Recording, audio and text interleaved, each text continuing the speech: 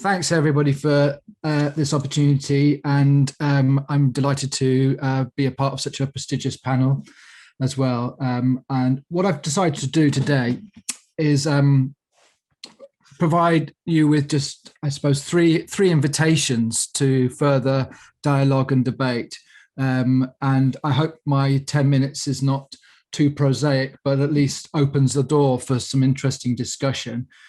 I've been asked to comment on this, I suppose, how a perspective from the sociology of suffering might contribute to the discussions we'll be having today. And one of the things which I've want to draw a focus to is the fact that the problem of war it immerses us in the problem of suffering. And by that, I mean the problem of making adequate sense of events and conditions of extreme human suffering on the one hand, and on the other hand, the problem of identifying and enacting adequate responses to human suffering so that they can be combated and alleviated. So there's a sort of a sense making and a doing component to this. And I want to argue that this fact engages sociology in questions of theodicy, and I'll say a little bit more about that in a moment. But there's three, I suppose, debates that I want to raise. One is how does sociology operate as a form of secular theodicy or sociodicy? Secondly,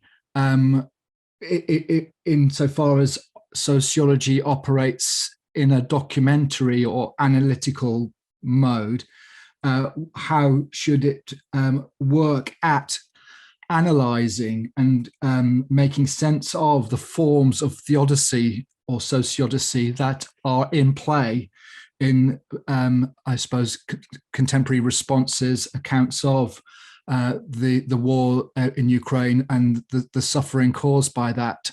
And we've already, I think, started to touch upon some of those issues in the earlier presentations. And the third thing I want to particularly draw discussion towards is the humanitarian response, which is a component, of course, of if you like, of sociodicy, or what might be studied critically or analytically as a part of the response to human suffering.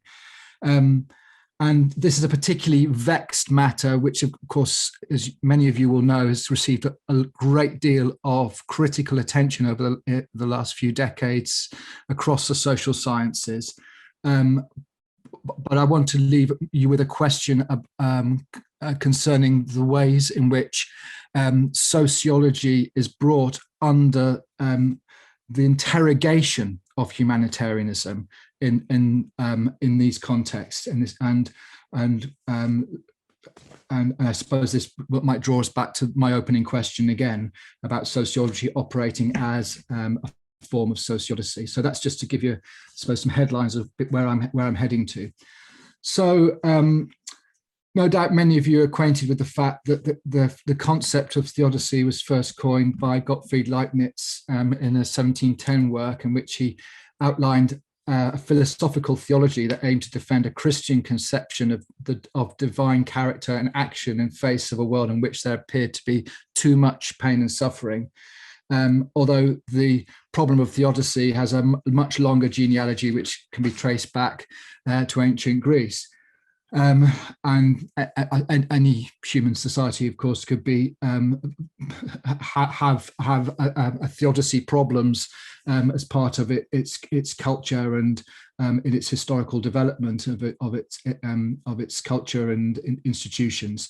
Now, one explanation for the origins of sociology is that we might identify the problem of theodicy as the wellspring of the sociological imagination, especially where, as in the case of Enlightenment thinkers such as Voltaire and Diderot, it is concluded that either by divine injunction or by loss of faith in a God's willingness to or capacity to combat human suffering, thoughts are turned to the potential for solutions to be sought through human action and forms of social and political organization.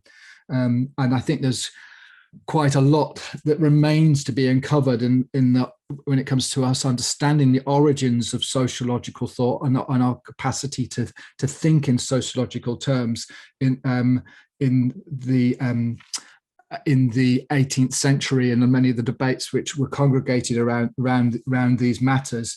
I think Larry's already raised the suggestion that we might be returning to a time where we need to take stock again of the history of European wars of religion or centuries of war. And I think when it comes to understanding what we're doing as sociologists, this also might draw us back in particular to and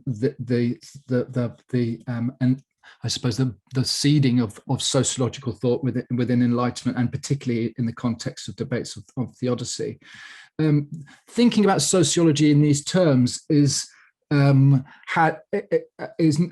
that popular, as you probably all know, but there is an interesting account of the origins of American sociology. I'm going to nip along towards it. Sorry, by Viddick and Lyman, Arthur Viddick and Stanford Lyman, with the title of their book, American Sociology as a Range of Worldly Rejections of Religion and Their Directions. And in this book, they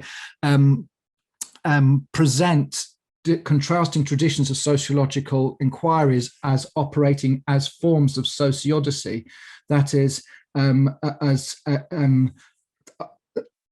attempts to advocate contrasting social, moral, and political solutions to the problem of suffering, and offer alongside these approaches to organizing social relations, institutions, in the effort to minimize harm, violence, and destruction.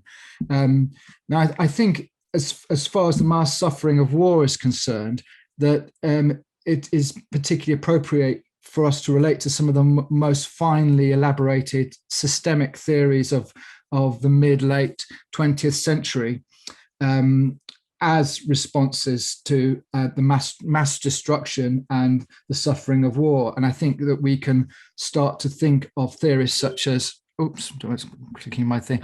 As 2 minutes to go, Iain. Already, okay. As Parsons, Elias, and Habermas as operating on this plane. It is the case that that we're living in a time where sociology has become very disparate and particularized. But I think that the war in Ukraine should force us to ask the question: where is the sociology today that can start to engage with projects of the scale? I think that these kinds of theorists were engaged in their times. What I'm going to do, given about a minute left, is just go back to this question of sociology of theodicy. And there are lots of interesting traditions, I think, of inquiry into this. There's Weberian, Durkheimian lines looking at rationalization, questions of moral blame. But one of the things which I'm particularly interested in, and perhaps we can talk further of, is the ways in which the problem of suffering and the response to it immerses us in questions relating to the cultural constitution, the social configuration of humanitarian concern and action.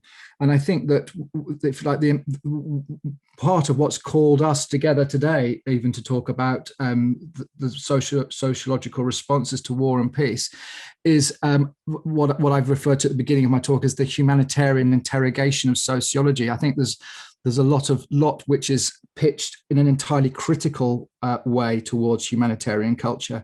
But certainly in these contexts, sociology is placed under not just a pressure, but I would say also an imperative to provide a moral perspective on, and perhaps even lead us towards moral responses to these events, is not both in our thinking and, may I dare say, also perhaps also in our actions as well.